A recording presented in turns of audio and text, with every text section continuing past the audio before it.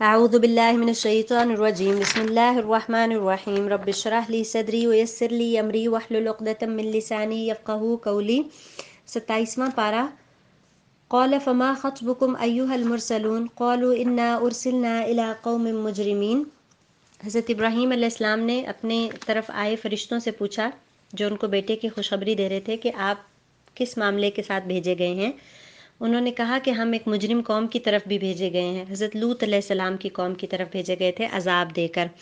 تو گزشتہ قومیں نبیوں کے پیغام کو رد کرنے کے بعد کن کن عذابوں سے دوچار ہوئیں، اس کا ذکر اس صورت میں کیا گیا ہے۔ قوم لوط پکی ہوئی مٹی کے نشان زدہ پتھر، یعنی جس فرد کو مارا جانا مقصود تھا وہ نشان زدہ تھا وہ پتھر، اور پھر یہ اوپر سے برسائے گئے شدید زلزلے سے یہ علاقہ الٹ بھی دیا گیا۔ قوم فرعون غرق کر دیے گئے۔ قوم عاد شدید گرم خشک آندھی جو مسلسل 8 دن اور 7 راتیں چلتی رہیں اور پورا علاقہ تہس نہس ہو گیا۔ قوم سمود رجفہ صاعقہ یعنی خوفناک آواز یا ہلا مارنے والی آفت کے ساتھ ہلاک کر دیے گئے۔ قوم نوح غرق کر دیے گئے۔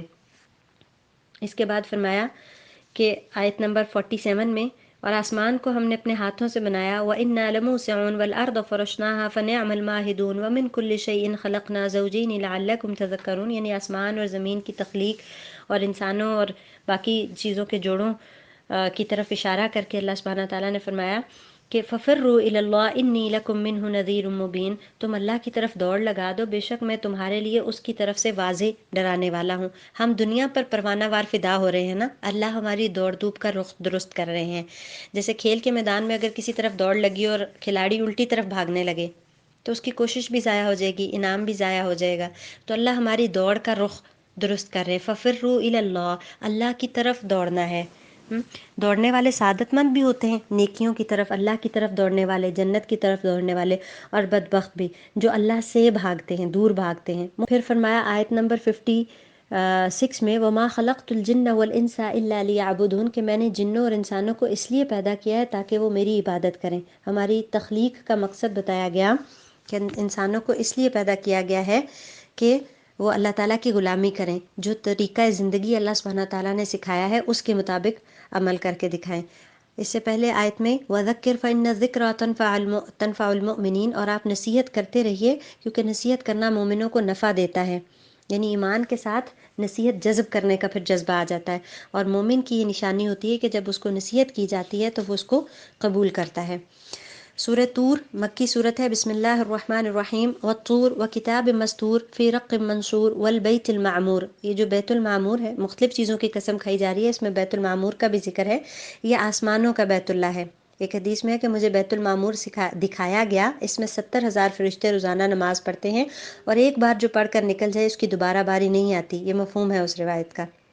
اس سے پتہ چلتا ہے کہ اللہ تعالیٰ کی مخلوقات کی تعداد بے حساب ہے۔ والسقف المرفوع والبحر المسجور، سمندر، بھڑکنے والے سمندر کی بات ہے تو سمندر کے اندر بھی تو والکینوز ہوتے ہیں، اور کیا کیا اللہ تعالیٰ کی تخلیقات ہیں اللہ ہی جانتا ہے۔ ان سب چیزوں کی قسم کھا کے کہا گیا ان عذاب ربک لواقع، بے شک تیرے رب کا عذاب واقع ہونے والا ہے۔ یعنی آج ہم کہتے ہیں کہ جہنم سے مولوی ڈراتے رہتے ہیں، حالانکہ اللہ نے واضح فرما دیا آیت نمبر 11 سے 16 تک اگر ہم پڑھیں کہ اس روز جھٹلانے والوں کے لیے جو آج آخرت کی بات کو مذاق میں اڑا دیتے ہیں ان کے لیے بہت سخت تباہی ہے۔ نقشہ بہت واضح کیا گیا کہ وہاں جب نار جہنم آنکھوں کے سامنے ہوگی تو پوچھا جائے گا آپ بتاؤ یہ جادو ہے جو یا تمہیں سوجھ نہیں رہا، جاؤ اب جھلسو اس کے اندر، تم خواہ صبر کرو یا نہ کرو تمہارے لیے یکساں ہے۔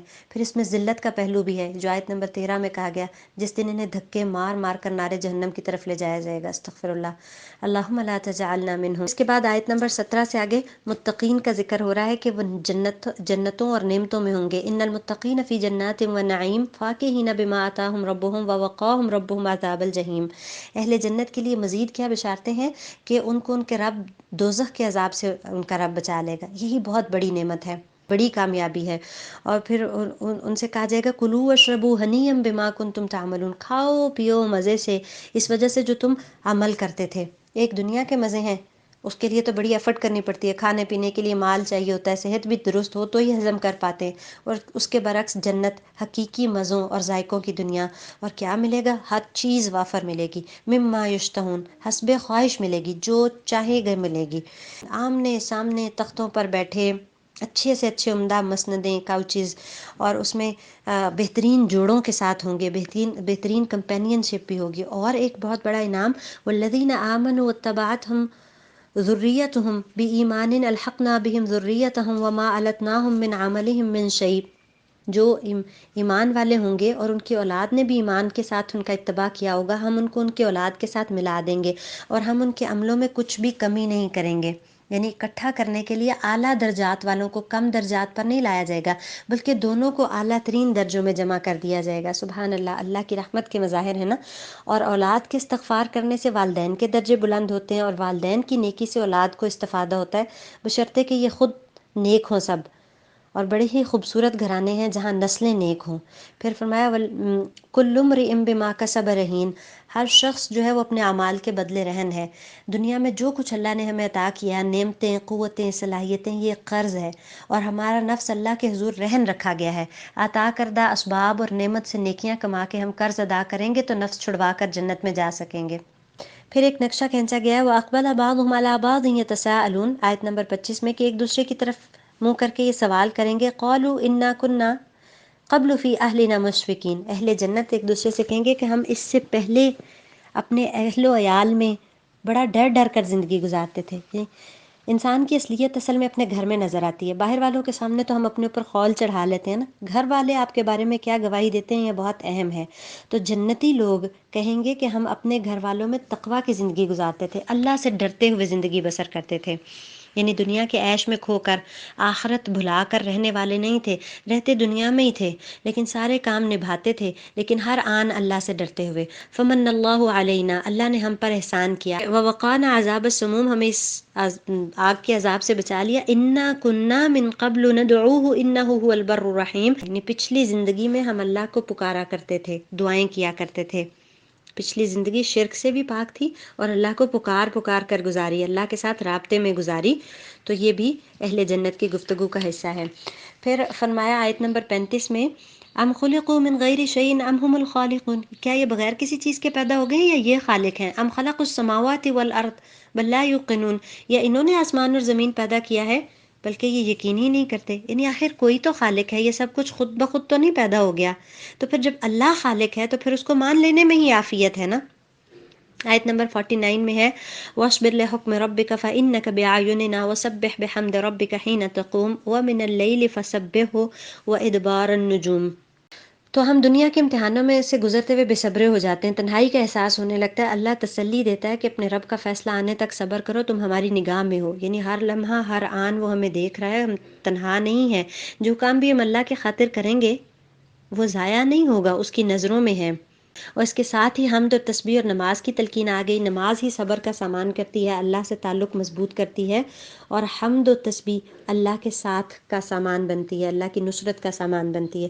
اور ادبار النجوم سے مراد عمر اور ضحاک جو مفسرین تھے ان کے نزدیک فجر کی سنتیں مراد ہو سکتی ہیں، اور ویسے بھی آپ صلی اللہ علیہ وسلم کو ان کا پڑھنا ساری دنیا سے زیادہ محبوب تھا، آپ نے کبھی سفر میں بھی نہیں چھوڑی تھی۔ اور صبح کی نماز کے بارے میں تو ویسے بھی آتا ہے نا، جس نے صبح کی نماز پڑھی وہ اللہ کے ذمے میں ہے۔ سورہ نجم مکی صورت ہے، والنجم اذا ہوا ما ضل صاحبکم وما غوا وما ينطق عن الهوى ان هو الا وحی یوحی۔ مختلف چیزوں کی قسم کھا کر بتایا گیا، ستارے کی قسم کھا کر، کہ آپ صلی اللہ علیہ وسلم جو کچھ بھی بولتے ہیں وہ اپنی خواہش نفس سے نہیں بولتے، وہ وہی ہے جو آپ کی طرف کی جاتی ہے۔ نبی کریم صلی اللہ علیہ وسلم کی زبان مبارک سے نکلنے والی ہر بات اللہ کی پسند کی ہے اور حق کی ہے، یعنی ایک تو قرآن ہے نا جو حرفاً حرفاً اللہ کی طرف سے نازل ہوا تھا، اس کے علاوہ بھی آپ صلی اللہ علیہ وسلم جو بات بھی فرماتے تھے وہ اللہ کی رہنمائی اور وحی کے نور سے ہوتی تھی۔ ان ہوا الا وحی یوحی علمہ شدید القویٰ۔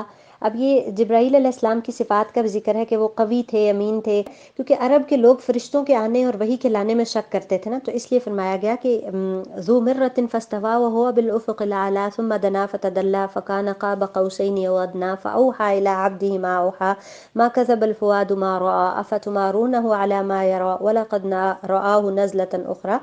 تو آپ صلی اللہ علیہ وسلم نے حضرت جبرائیل علیہ السلام کو دیکھا اپنی اصل حالت میں عند سدرۃ المنتہی، یہ معراج کے موقع پر تھا۔ اور یہاں جو سدرۃ المنتہی کا ذکر آیا ہے یہ آسمان پر ہے، اور وہاں تک چیزیں لے جائی جاتی ہیں اور وہیں سے احکام وصول کیے جاتے ہیں، اور یعنی جو اس کا منظر تھا اس کو الفاظ میں بیان کرنا مشکل ہے۔ عندها جنت المأوا، اسی کے پاس جنت المأوا ہے، اذ یغشی السدرۃ ما یغشی ما زاغ البصر وما طغى لقد رأى من آیات ربہ الکبریٰ، اور آپ صلی اللہ علیہ وسلم نے اپنے رب کی بڑی نشانیوں میں سے نشانیاں دیکھیں۔ افرأیتم اللات والعزی ومناة الثالثۃ الاخری الکم الذکر ولہ الانثی تلک اذا قسمۃ ضیزی، یہ مشرکین کے بتوں کے نام لے کر ان کو بتایا جا رہا ہے کہ ان ہی الا اسماء سمیتموہا، کہ یہ تو بس نام ہیں جو تم نے خود ہی رکھ لی ہیں، تم نے اور تمہارے آباء و اجداد نے، اللہ نے ان کی کوئی دلیل نازل نہیں کی، اور نہیں یہ پیروی کرتے مگر گمان کی، اور جو ان کے نفس چاہتے ہیں، جبکہ ان کے پاس ان کے رب کی طرف سے ہدایت آ چکی ہے۔ کیا انسان کے لیے وہ ہے جس کی وہ تمنا کرے؟ فَلِلَّهِ الْآخِرَةُ وَالْأُولَىٰ، اس دنیا میں بھی سب کچھ اللہ ہی کا ہے اور آخرت میں بھی اللہ ہی کا ہے۔ بتایا گیا کہ اختیار تو سارا کا سارا اللہ ہی کا ہے۔ آیت نمبر 28 میں پھر اس چیز کی طرف اشارہ ہے کہ ان کو اس کا کوئی علم نہیں ہے، یہ بس اپنے گمان کی پیروی کرتے ہیں۔ وَإِنَّ الظَّنَّ لَا يُغْنِي مِنَ الْحَقِّ شَيْئًا، اور جو گمان ہوتا ہے وہ حق کے سامنے کچھ بھی فائدہ نہیں دیتا، یعنی دین کی منمانی تعویلیں نہیں کرنی، یہ ہمارے گمان پر بیس نہیں کرتا، یہ وہی ہے جو اللہ نے ہم حکم دیا ہے، دین وہی ہے، اور وہ ہمیں کس کے ذریعے پہنچا؟ پیارے نبی صلی اللہ علیہ وسلم کے ذریعے۔ فَأَعْرَضَ عَمَّنْ تَوَلَّىٰ عَنْ ذِكْرِنَا، آپ اعراض کر لیجئے، منہ پھیر لیجئے ان سے جو ہمارے ذکر سے منہ پھیرتا ہے۔ وَلَمْ يُرِدْ إِلَّا الْحَيَاةَ الدُّنْيَا، اور وہ بس اس کا مقصد بس دنیا کی زندگی ہے۔ اللہ دنیا پرستوں کو ان کے حال پر چھوڑ دینے کو کہہ رہا ہے، اس میں اللہ کی ناراضگی آیا ہے، کیونکہ جو قرآن اور اللہ کے ذکر سے منہ موڑتا ہے وہ تکبر کرتا ہے نا۔ آپ دیکھیں کہ اگر کوئی ہم سے منہ موڑے، ہمارا تذکرہ بھی سننا گوارا نہ کرے تو ہمیں وہ کتنا برا لگے گا، تو اگر کوئی اللہ کے ذکر سے منہ موڑے تو وہ اللہ جو غنی عن العالمین ہے، اللہ کا کتنا غضب اس کے اوپر ہوگا۔ اور پھر فرمایا ذالک مبلغہم من العلم، یعنی ان کے علم کی پرواز بھی بس دنیا تک ہی ہے۔ ان ربک هو اعلم بمن ضل عن سبیلہ وهو اعلم بمن اہتدی، تیرا رب خوب جانتا ہے کہ کون اس کے راستے سے گمراہ ہے اور کون ہدایت پر ہے۔ اسی لیے آگے بھی پھر فرمایا کہ اپنے نفسوں کی پاکیزگی بیان نہ کرو، وہ خوب جانتا ہے کہ کون کتنا متقی ہے۔ فلا تزکوا انفسکم هو اعلم بمن اتقی، وہ خوب جانتا ہے کہ کون کتنا متقی ہے۔ پھر آیت نمبر 36 میں ہے ام لم ینبأ بما فی صحف موسیٰ، کیا ان کو نہیں خبر کہ موسیٰ علیہ السلام کے صحیفوں میں کیا تھا؟ وَإِبْرَاهِيمَ الَّذِي وَفَّى، اور وہ ابراہیم جس نے وفا کا حق ادا کیا۔ کیا ہے ان کے صحیفوں میں؟ ان کے صحیفوں میں بیان کردہ تعلیمات کا خلاصہ اللہ سبحانہ وتعالیٰ یہاں پیش کر رہے ہیں۔ یہ اسلامی تعلیمات کے نہایت اہم بنیادی اصول ہیں جو ہر مسلمان کے لیے بھی جاننا ضروری ہے، اور وہ یہ ہے اللہ تزر وازرۃ وزر اخری، قیامت والے دن کوئی بوجھ اٹھانے والا کسی دوسرے کا بوجھ نہیں اٹھائے گا۔ دنیا کی طرح نہیں ہے کہ ہم کسی کا بوجھ اٹھا کے اس کو ہلکا کر سکیں گے، ویسے بھی یہ گناہوں کا گندگی کا بوجھ ہوگا، اس کو تو بانٹنے کے لیے کوئی تیار بھی نہیں ہوگا۔ پھر فرمایا کہ وَلَيْسَ لِلْإِنسَانِ إِلَّا مَا سَعَىٰ، انسان کو وہی ملتا ہے جس کی وہ کوشش کرتا ہے۔ تو دنیا کا بھی یہی اصول ہے، جو بو گے وہی کاٹو گے، دنیا میں بھی کوشش کے بغیر، محنت کے بغیر کچھ نہیں ملتا۔ بتانے کا مقصد یہ ہے کہ آخرت کا گھر بھی ہمیں خود ہی سے جانا ہوگا، اور وہ اپنے اعمال کے ساتھ ہوگا۔ انسان کو وہی کچھ ملتا ہے جس کی وہ کوشش کرتا ہے۔ وَأَنَّ سَعْيَهُ سَوْفَ يُرَىٰ، اور اس کی کوشش دیکھی جائے گی۔ ثُمَّ يُجْزَاهُ الْجَزَاءَ الْأَوْفَىٰ، پھر اس کو اس کی پوری جزا دی جائے گی۔ وَأَنَّ إِلَىٰ رَبِّكَ الْمُنتَهَىٰ، اور یہ کہ آخر کار پہنچنا تیرے رب کے پاس ہی ہے، یعنی دنیا کا کوئی ایسا چور دروازہ نہیں جہاں سے دنیا سے نکل کے ہم کہیں اور فرار ہو جائیں، اور رہی یہ دنیا اور اس کے رشتے ناتے، تو محبوب ترین رشتے بھی قبر میں تنہا ڈال کر چل دیں گے۔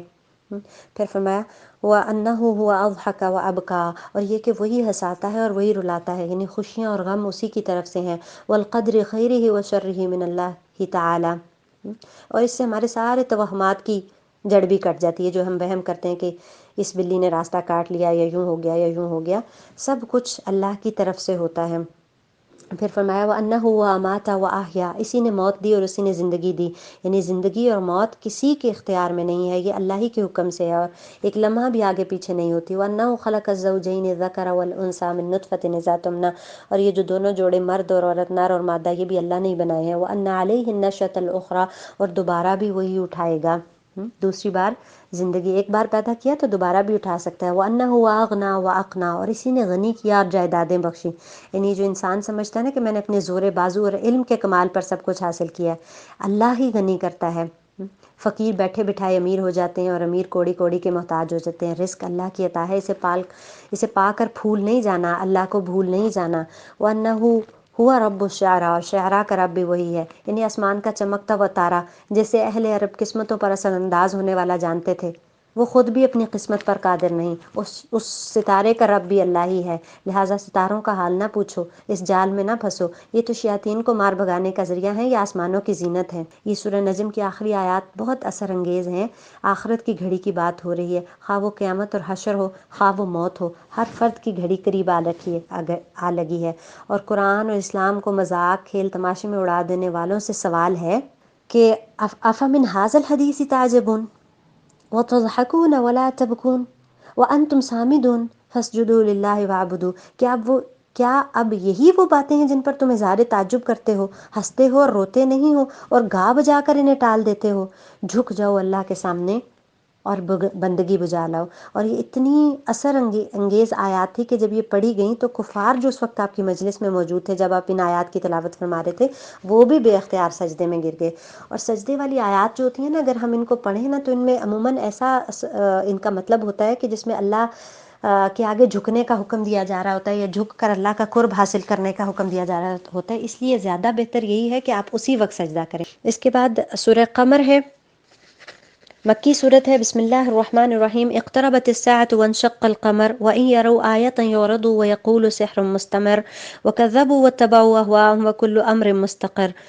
اب یہ شق القمر کا واقعہ ہجرت سے 5 سال قبل قمری مہینے کی 14ویں شب میں یکا یک چاند پھٹا، اس کا ایک ٹکڑا سامنے کی پہاڑی کی طرف اور دوسرا دوسری طرف نظر آیا، لحظہ بھر کے بعد دونوں ٹکڑے جڑ گئے۔ سورہ قمر میں اللہ نے اسے قرب قیامت کی علامت کے طور پر پیش کیا ہے۔ کفار نے کہا کہ محمد صلی اللہ علیہ وسلم نے ہماری آنکھوں پر جادو کر دیا اور ہماری آنکھوں نے دھوکہ کھایا ہے، لیکن جب باہر سے آنے والے لوگوں نے بھی اس کی گواہی دی، آپ صلی اللہ علیہ وسلم اس وقت مینا میں تشریف فرما تھے، اور باقی لوگوں نے بھی گواہی دی کہ فلانی فلانی جگہ پر بھی ایسا دیکھا گیا، تو پھر اس کا اللہ کی نشانی ہونا اور بھی واضح ہو گیا۔ لیکن اگرچہ یہ اللہ کی بہت بڑی نشانی تھی، لیکن کفار مکہ جو اللہ کے حضور سر جھکانے پر تیار ہی نہیں تھے، پھر بھی نہیں مانے اور اسے جادوئی قرار دیا۔ اس نشانی کو قیامت کی علامت قرار دے کے اسی طرح نظام کائنات درہم بھرم ہو جانا اور ایک نئے عالم کا وجود میں آنا ممکن ہے، یہ بھی بتایا گیا۔ اور بعد ازاں قبروں سے اٹھ کر بکھری ٹڈیوں کی طرح سہمے ہوئے انسانوں کا نکل دوڑنا دکھایا جا رہا ہے، جو دنیا میں جھٹلاتے رہے اور دین حق کو سامنے پا کر کہنے لگے کہ یہ دن تو بڑا کٹن ہوگا۔ اور پھر اس کے بعد حضرت نوح کا ذکر کیا گیا، کذبت قبلہم قوم نوح فکذبوا عبدنا وقالوا مجنون وازدجر، کہ نوح علیہ السلام کو ان کی قوم نے جھٹلایا اور ہمارے بندے نوح کو جھٹلا دیا، اور انہوں نے کہا کہ یہ مجنون ہیں اور ان کو ڈانٹ دیا گیا۔ اور پھر اس کے بعد یہ جو آیت ہے نا کہ وَلَقَدْ يَسَّرْنَا الْقُرْآنَ لِلذِّكْرِ فَهَلْ مِن مُدَّكِرٍ، کہ ہم نے قرآن کو نصیحت کے لیے آسان کر دیا، کوئی ہے نصیحت حاصل کرنے والا۔ یہ ایک تسلسل سی آیت دہرائی گئی، ہمیں نوح، عاد، سمود، لوط پر ٹوٹ پڑنے والے عذاب گنوائے گئے، اور یہ سوال بار بار دہرایا گیا کہ کیا یہ عذاب سہنا آسان ہے، یا قرآن کی نصیحت قبول کر کے دنیا اور آخرت کے عذاب سے بچ جانا آسان تر ہے۔ گزری قوموں کے احوال، رویے، نتائج تمہارے سامنے ہیں۔ تو یہاں پہ حضرت نوح علیہ السلام کا جو ذکر آیا، حضرت نوح علیہ السلام نے 950 سال پہم تبلیغ کی اور پھر جھٹلائے گئے، پھر انہوں نے یہ دعا مانگی، مغلوب ہو کر دعا مانگی، اور جب حضرت نوح علیہ السلام کو ان کی قوم نے جھوٹا بھی کہا، نعوذ باللہ دیوانہ بھی کہا، بری طرح جھڑک بھی دیا، تو حضرت نوح علیہ السلام نے اپنے رب کے سامنے کیا کہا کہ میں مغلوب ہو چکا ہوں، اب تو میری مدد فرما۔ اور یہ ہی انبیاء کی دعاؤں سے ہمیں پتہ چلتا ہے کہ جو بھی معاملہ ہو اس کو کھول کر اپنے رب کے سامنے بیان کر دینا۔ اور یہ جو فرمایا کہ ہم نے قرآن کو آسان کر دیا ہے، تو قرآن جو ہے یہ واقعی آسان ہے، کچھ لوگوں کی زبانوں پر آسان، کچھ کے دلوں میں چلا جاتا ہے، یعنی محفوظ ہو جاتا ہے حفظ کی صورت میں، حفظ بھی بہت آسان کر دیا گیا نا، کوئی بڑھے تو صحیح اس کی طرف۔ پھر فرمایا کہ جھٹلا دیا عاد نے بھی، پھر کیسا ہوا میرا عذاب اور کیسا ہوا میرا ڈراوا، اور پھر جھٹلایا سمود نے ڈرانے والوں کو، اور انہوں نے کہا کہ کیا ہم میں سے ہی ایک آدمی ہم اس کا اتباع کرنے لگیں۔ پھر اس کے بعد قوم لوط کا ذکر ہے کہ انہوں نے بھی اپنے ڈرانے والوں کو جھٹلا دیا، اور اس نے ان کو ڈرایا تھا ہماری پکڑ سے، لیکن وہ جھگڑنے لگے ڈرانے والوں سے، انبیاء سے، نبی سے۔ فَأَخَذْنَاهُمْ أَخْذَ عَزِيزٍ مُقْتَدِرٍ، تو ہم نے ان کو پکڑ لیا پکڑ ایک غالب اور اقتدار والے کی۔ کیا تمہارے کفار ان سے بہتر ہیں، یا تمہارے لیے صحیفوں میں کوئی برات لکھ دی گئی ہے؟ یعنی اگر یہ سب لوگوں کی پکڑ ہو گئی تو تم لوگ کیا ان سے بہتر ہو، یا تمہیں کوئی ایسا پروانہ مل گیا کہ تمہاری پکڑ نہیں ہوگی؟ آیت نمبر 46 میں بل الساعة موعدهم، ان سب کا وعدہ جو ہے وہ اسی گھڑی کا ہے، والساعة أدهى وأمر، وہ بڑی سخت بڑی ہی مشکل گھڑی ہے۔ آیت نمبر 49 میں کہا گیا کہ ان کل شیء خلقناہ بقدر، ہم نے ہر چیز کو ایک مقدار، ایک اندازے کے ساتھ پیدا کیا۔ آیت نمبر 52 میں کل شیء وکل شیء فعلوہ فی الزبر، ہر چیز جو یہ کر رہے ہیں یہ صحیفوں میں ہے۔ وکل صغیر و کبیر مستطر، ہر چھوٹی بات ہر بڑی بات جو ہے وہ لکھی جا رہی ہے۔ ان المتقین فی جنات و نہر، متقین جو ہے وہ جنتوں میں اور نہروں میں ہوں گے۔ فی مقعد صدق عند ملیک مقتدر، جنت میں سچی عزت اور اللہ کے قرب کا وعدہ، کتنا پیارا ہے۔ سورہ رحمان مدنی صورت ہے، خوبصورت صورت ہے۔ بسم اللہ الرحمن الرحیم۔ الرحمن علم القرآن خلق الانسان علمہ البیان، الشمس والقمر بحسبان والنجم والشجر يسجدان والسماء رفعها ووضع الميزان ألا تطغوا في الميزان وأقيموا الوزن بالقسط ولا تخسروا الميزان والأرض وضعها للأنام فيها فاكهة والنخل ذات الأكمام والحب ذو العصف والريحان فبأي آلاء ربكما تكذبان۔ وہ رحمان جس نے قرآن سکھایا، ہمارا معلم خود اللہ تعالیٰ ہے۔ سورہ رحمان کی ابتدا اسی حقیقت سے ہوتی ہے کہ اللہ نے انسان کو پیدا کیا، اسے بولنا سکھایا اور تمام مخلوق سے بہتر اسے نطق عطا کیا۔ اس نے ہمیں قرآن کی تعلیم دی، اسی لیے مومن جو ہے اس کی شان دنیا کفر کے انسانوں سے بالاتر ہے کہ اسے اعلیٰ ترین تعلیم سے نوازا گیا، اور اس کا معلم خود اللہ تعالیٰ ہے۔ اور زمین پر کس کو معلم بنا کر بھیجا گیا؟ پیارے نبی صلی اللہ علیہ وسلم کو۔ اور یہ نعمتوں کے بیان کی صورت ہے، اور سب سے پہلے سب سے بڑی نعمت قرآن کا ذکر کیا گیا اور اس کی تعلیم۔ جو یہ چاہتا ہے کہ اس پر نعمتیں تمام ہوں، اسے چاہیے کہ پھر وہ قرآن سیکھے اور سکھائے، کیونکہ بہترین لوگ وہی ہیں نا جو قرآن سیکھے اور سکھائے۔ آیت نمبر 9 میں جو کہا گیا کہ وزن کو انصاف کے ساتھ کرو اور میزان میں کمی نہ کرو، اس سے مراد کسی بھی قسم کی بے انصافی اور ظلم ہے، خواہ وہ دنیا تجارت میں ہو یا کسی اور کی کسی بھی طرح سے حق تلفی ہو، یہ سب اس میں آتا ہے۔ پھر فرمایا کہ زمین کو اللہ نے مخلوقات کے لیے بنایا، تو زمین سب کے لیے ہے، اس میں جو ریسورسز ہیں وہ سب کے لیے ہیں، ان کو تباہ نہیں کرنا، اس سب انسانوں کے لیے بھی ان کو چھوڑنا ہے۔ اور یہ جو فرمایا کہ فَبِأَيِّ آلَاءِ رَبِّكُمَا تُكَذِّبَانِ، تم اپنے رب کی کون کون سی نعمتوں کو جھٹلاؤ گے، تو آپ نے فرمایا کہ میں نے جنوں پر سورہ رحمان پڑھی، وہ تم سے بہتر جواب دینے والے ہیں۔ وہ اس آیت کے جواب میں کیا کہتے تھے؟ لا بشیء من نعمک ربنا نکذب فلک الحمد، کہ تیری نعمتوں میں سے کوئی نعمت ایسی نہیں ہے جس کا ہم تکذیب کریں اللہ تعالیٰ، بس تیرے ہی لیے شکر۔ یعنی قرآن کی جب آیات پڑھی جائیں تو ہمیں ان کو ایبزارب بھی کرنا چاہیے نا، اس کے مطابق کیفیات بھی اپنے اوپر طاری کرنی چاہیے نا۔ قرآن جب پڑھا جائے تو توجہ سے پڑھا جائے، اس کے سوالوں کے جواب دیے جائیں، اس کے ڈراووں پر پناہ مانگی جائے، اس کی بشارتوں پر دعائیں مانگی جائیں۔ تو نعمتوں کو جھٹلانا کیا ہے؟ نعمتوں کو جانتے تو سب بھی ہیں کہ یہ اللہ کی بخشش ہے، لیکن اس کے جھٹلانے کے انداز مختلف ہیں۔ کوئی کلیتاً انکار کر دیتا ہے کہ یہ دنیا بس ایک اتفاقی حادثہ ہے، اور کوئی جو ہے وہ اللہ کو مان کے پھر شریک ٹھہرا لیتا ہے، کوئی اس کی عطا کردہ نعمتوں کا شکریہ کسی اور کو پہنچا دیتا ہے، اور کوئی ایسے ہیں کہ جو نعمتیں کھا پی کر پھر اطاعت سے منہ موڑ لیتے ہیں۔ حالانکہ اللہ سبحانہ وتعالیٰ نے کیا کہا؟ وَمَا خَلَقْتُ الْجِنَّ وَالْإِنسَ إِلَّا لِيَعْبُدُونِ، اللہ نے تو اپنی بندگی کے لیے پیدا کیا تھا، تو یہ سب نعمتوں کو جھٹلانا ہے۔ پھر اللہ سبحانہ وتعالیٰ نے مختلف پھل غلے نعمت کے طور پر گنوائے اور ان کی پیکنگ کا ذکر کیا گیا۔ اللہ کی قدرت خلاقی کا خوبصورت مظہر پھلوں اور غلے کی عمدہ پیکنگ ہے۔ اور پھر انسان کو مٹی سے پیدا کیا، اور جنات آتشی مخلوق ہیں۔ سورہ رحمان میں اللہ کی قدرت اور تخلیقات کی انواع و اقسام کا بیان ہے۔ مشرقین اور مغربین کے رب کا ذکر ہے، سمندر اس کی قدرت کا مظہر ہیں، موتی مونگے اسی کی عطا ہیں۔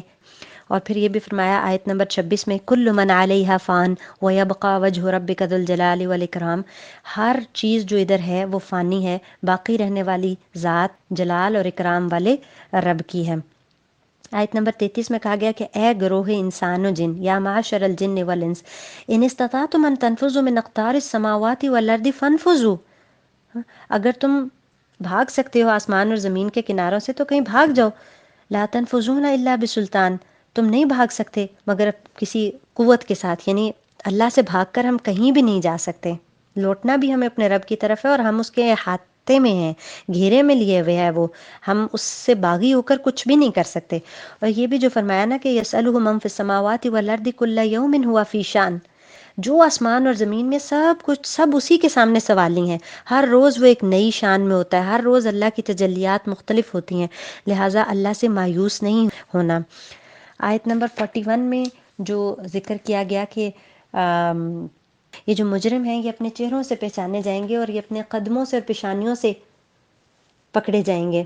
تو یہ 41 سے 44 تک اللہ کی نعمتوں کو جھٹلانے والوں کا انجام بڑا برا بتایا گیا ہے کہ تذلیل کے ساتھ پیشانی کے بال اور پاؤں پکڑ کر گھسیٹا جائے گا۔ استغفر اللہ، اللہم لا تجعلنا منہم۔ جہنم اور کھولتے پانی کے مابین گردش کرتے دکھائے گئے ہیں۔ اور پھر 46 سے 58 نعمتوں کا حق ادا کرنے والے جنت کے زبردست مزے لوٹیں گے۔ شہانہ ٹھاٹ باٹ کی حامل جنتیں، دو دوہرے بھرے لدے باغ، پانی کے چشمے رواں، پھلوں کی اقسام، بھری ڈالیوں پر لدے ہوئے ریشم کے غلافوں والے تکیے، اور خوبصورت باحیا عورتیں یعنی ان کے کمپینینز۔ یہاں پھر جو ذکر کیا گیا آیت نمبر 56 میں جنتی عورتوں کی کس صفت کا ذکر گیا؟ شرمیلی نگاہوں والی یعنی حیا دار۔ اور صرف ان کی خوبصورتی کا ذکر نہیں کیا گیا، آیت نمبر 70 میں پڑھیں تو ان کی خوب سیرت ہونے کا ذکر بھی کیا گیا ہے۔ اور پھر جنت کا تذکرہ بہت طویل ہے۔ اللہ یہی فرما رہا ہے کہ نیکی کا بدلہ نیکی کے سوا بھی کچھ اور ہے۔ هل جزاء الاحسان الا الاحسان۔ اہل ایمان نے دنیا کی زندگی میں رب کی رضا پانے کے لیے جو قربانیاں دیں، اطاعت پیش کی، اللہ ان کے لیے کیسے کیسے انعامات لیے ہوئے ہیں۔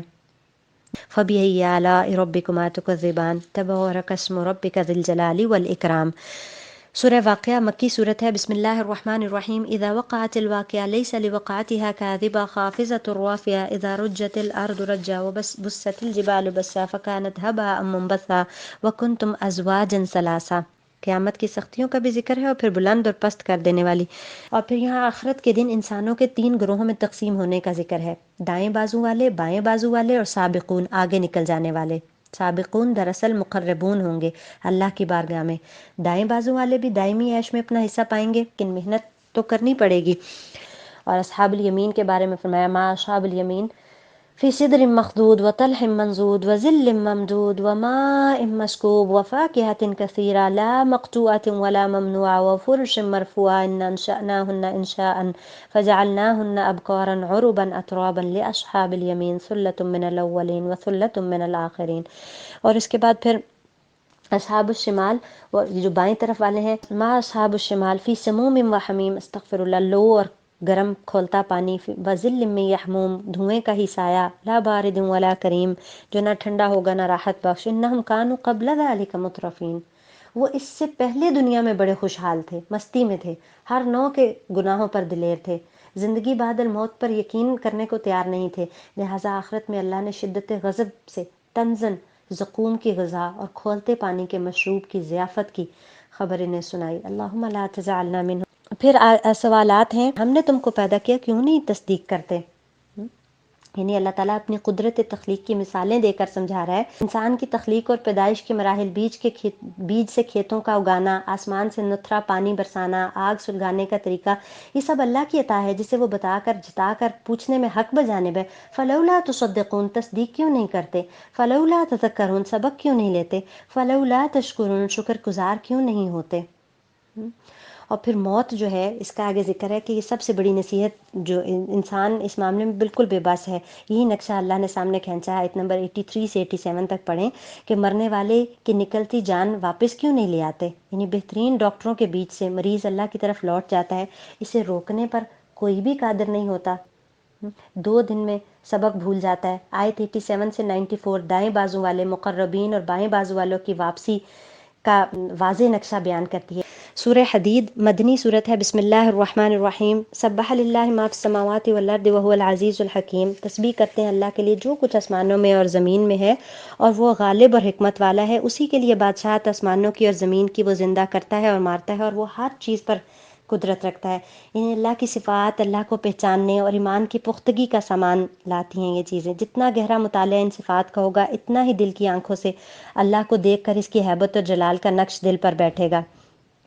یہ آیت 1 سے 6 تک ہے، اور اسی میں یہ بھی یاد دہانی ہے وَهُوَ مَعَكُمْ أَيْنَمَا كُنْتُمْ، وہ تمہارے ساتھ ہے تم جہاں بھی ہو۔ یہ آیت کتنی باعث تسکین ہے۔ اور اس کے بعد آیت نمبر 10 میں جو بتایا گیا کہ مال ہمارا نہیں ہے، ہم صرف اس پر خلیفہ بنائے گئے ہیں، یہ عارضی وقتی سپردگی ہے، مال اللہ تعالیٰ کی امانت ہے اور ہم اس کے امین ہیں۔ اللہ کے حضور اس کی جواب دہی آخرت کے سوالوں میں سے ایک سوال ہے جس کا جواب ہمارے ذمے ہے کہ مال کہاں سے کمایا اور کہاں خرچ کیا۔ احادیث کی روح سے ہماری اصل کمائی، اصل بچت وہ ہے جو ہم نے اللہ کی راہ میں خرچ کی۔ جیسے کہ آپ نے فرمایا کہ انسان کہتا ہے کہ میرا مال، حالانکہ اے انسان تیرا مال تو وہ ہے جو تو نے کھا کر ختم کیا، دوسرا پہن کر بوسیدہ کیا، تیسرا صدقہ کر کے آگے بھیج دیا۔ اسی لیے اس صورت میں اللہ سبحانہ تعالیٰ انفاق فی سبیل اللہ پر اکسا رہے ہیں اور قرض حسنہ کی بھی بات ہو رہی ہے کہ من ذا الذی یقرض اللہ قرضا حسنا، کون ہے جو اللہ کو قرض حسنہ دے اور اللہ اس کو بڑھا چڑھا کر دے گا اور اس کے لیے اجر کریم ہے۔ اور اسی لیے فرمایا گیا کہ فتوحات سے پہلے خرچ کرنے والے اور بعد میں خرچ کرنے والوں کے اجر میں واضح فرق ہے، حالانکہ اللہ نے ہر ایک کے لیے حسنہ کا وعدہ کیا ہے، اور جو بھی تم عمل کرتے ہو اللہ اس کی خبر رکھ رہا ہے۔ آیت نمبر 12 میں آخرت کے دن اہل ایمان کے نور کا ذکر ہے، مال سالہ نور کی شکل میں ڈھل جائیں گے، جب ہر طرف تاریکی ہوگی صرف اپنے اعمال کا نور ہوگا، جیسے وضو والوں کے، نمازیوں کے اعضائے وضو بھی چمک رہے ہوں گے، اعمال کے بقدر نور ہوگا۔ اور پھر منافقین کا طویل تذکرہ ہے کہ وہ نور سے محروم ہوں گے، حالانکہ وضو تو وہ بھی کرتے تھے، نمازیں پڑھتے تھے، لیکن منافقین کے اعمال ضائع ہو جاتے ہیں، اور اس کی وجوہات آگے بیان کی گئی ہیں کہ وہ اہل ایمان کو اس وقت تڑپ کر پکاریں گے، اپنے نور سے ہمیں فائدہ اٹھانے دو، کیا ہم دنیا میں تمہارے ساتھ نہ رہتے تھے، کیا بستے نہ تھے، عزیز رشتہ دار نہ تھے؟ لیکن مومنوں اور منافقوں کے درمیان ایک دیوار حائل کر دی جائے گی، آیت نمبر 13 میں۔ اور اس کی وجوہات کیا بیان کی گئی کہ انہوں نے خود اپنے آپ کو فتنے میں ڈالا، یعنی ایمان اور کفر کے درمیان ڈولتے رہے۔ دوسری چیز موقع پرستی، اور تیسری یہ کہ شک میں پڑے رہے، اور چوتھی یہ کہ یہ ان کو جھوٹی توقعات کا فریب تھا نا، کہ بس وہ سمجھتے تھے کہ سارے گناہ ایسے ہی معاف ہو جائیں گے۔ فتنتم انفسکم وتربصتم، فتنے میں ڈالا اپنے نفسوں کو، انتظار کرتے رہے، ورتب تم شک میں پڑے رہے، وغرتکم الامانی، اور تمہیں دھوکے میں ڈالا رکھا تمہاری آرزوؤں نے۔ آیت نمبر 16 میں ہے کہ کیا اہل ایمان کے لیے ابھی وہ وقت نہیں آیا کہ ان کے دل اللہ کے ذکر سے پگھلیں اور اس نازل کردہ حق کے آگے جھک جائیں؟ یہ سوال ہے۔ اور پھر آیت نمبر 21 میں پھر ہے دوڑ لگانے کا ذکر، سابقوا الی مغفرۃ من ربکم، دوڑ لگا دو اس مغفرت کی طرف جو تمہارے رب کی طرف سے، وجنۃ عرضھا کعرض السماء والارض، اور اس جنت کی طرف جس کا عرض آسمانوں اور زمین جتنا ہے، اعدت للذین آمنوا باللہ ورسلہ، ان لوگوں کے لیے تیار کی گئی ہے جو ایمان لائے اللہ پر اور اس کے رسولوں پر، ذلک فضل اللہ یؤتیہ من یشاء، یہ اللہ کا فضل ہے جس کو چاہتا ہے عطا کرتا ہے، واللہ ذو الفضل العظیم، اور اللہ بہت بڑے فضل والا ہے۔ اللہ ریس لگوا رہے ہیں، دنیا میں دو دوڑیں لگی ہوئی ہیں، ایک اللہ اور جنت کی جانب، دوسرا دنیا اور اس کی وقتی عارضی چاہتوں پر کی جانب لوگ دوڑ رہے ہیں۔ ایک کا انجام اللہ کی رضا اور جنت کے باغات ہیں، دوسرے کا انجام قبر کی مٹی اور جہنم کا گڑھا ہے۔ اللہ اپنی مغفرت اور وسیع اور عزیز جنت کی طرف بلا رہا ہے، یہ وہی دوڑ ہے جو صحابہ کے مابین تھی۔ اور پھر اس کے بعد کچھ لوگوں پر اللہ سبحانہ وتعالیٰ ناراضگی کا اظہار بھی کرتا ہے، اور وہ کون لوگ ہیں؟ لِكَيْ لَا تَأْسَوْا عَلَىٰ مَا فَاتَكُمْ وَلَا تَفْرَحُوا بِمَا آتَاكُمْ وَاللَّهُ لَا يُحِبُّ كُلَّ مُخْتَالٍ فَخُورٍ، اپنے آپ پر فخر و غرور اور ناز کرنے والے، الَّذِينَ يَبْخَلُونَ وَيَأْمُرُونَ النَّاسَ بِالْبُخْلِ، جو خود بھی بخل کرتے ہیں اور دوسروں کا بھی بخل پر اکساتے ہیں، وَمَن يَتَوَلَّ فَإِنَّ اللَّهَ هُوَ الْغَنِيُّ الْحَمِيدُ، جو منہ پھیرے گا اللہ غنی اور خود سے خود تعریف کیا گیا ہے۔ لقد ارسلنا رسلنا بالبينات وانزلنا معهم الكتاب والميزان ليقوم الناس بالقسط، ہم نے اپنے رسولوں کو کھلی نشانیوں کے ساتھ بھیجا اور ان کے ساتھ کتاب اور میزان بھیجا تاکہ لوگوں کے درمیان انصاف قائم کریں۔ وانزلنا الحديد فيه بأس شديد ومنافع للناس، اور ہم نے لوہا اتارا جس میں سختی ہے اور لوگوں کے لیے فائدہ ہے، اور تاکہ جانے اللہ کے کون نصرت کرتا ہے اس کی اور اس کے رسولوں کی بن دیکھے، بے شک اللہ قوی اور عزیز ہے۔ اللہ نے رسول، ہدایت، کتاب اور میزان کے ساتھ لوہے کا خصوصیت کے ساتھ ذکر کیا ہے نا، تو لوہا جنگی قوت کی علامت ہے۔ آپ صلی اللہ علیہ وسلم سے آگے جس دور کا افتتاح ہو رہا تھا وہ سائنسی ٹیکنالوجی کے علوم کا دور تھا، اور اس میں اسلحے کے پیچھے لوہے کی قوت کار فرما ہے۔ تو اسلام مکمل دین ہے، اس کو غالب بھی آنا ہے اور اس کے لیے قوت بھی چاہیے، اس لیے اللہ نے آگے صفات اپنی قوی اور عزیز بھی بتائی ہیں۔ اور اس میں جو تقدیر کے اوپر کہا گیا نا، لِكَيْ لَا تَأْسَوْا عَلَىٰ مَا فَاتَكُمْ، تاکہ تم نہ غم کھاؤ اس پر جو تمہارے ہاتھ سے نکل جائے۔ تو اہل ایمان کو مصائب پر دل شکستہ نہ ہونے کا سبق دیا جا رہا ہے نا، کہ جو ہاتھ سے نکل جائے اس پہ غم نہیں کرنا۔ تقدیر پر ایمان لانا جو ہے یہ انسان کے مصائب کو ہلکا کر دیتا ہے۔ پھر فرمایا کہ وَرَهْبَانِيَّةً ابْتَدَعُوهَا مَا كَتَبْنَاهَا عَلَيْهِمْ، کہ ہم یہ جو رہبانیت جس کی ابتدا انہوں نے خود کر لی، ہم نے اس کو نہیں لکھا تھا ان پر، یعنی عیسائیوں پر اللہ سبحانہ تعالیٰ نے نازل نہیں کی تھی، یہ ان بدعات میں سے تھی جو انہوں نے خود ایجاد کر دی۔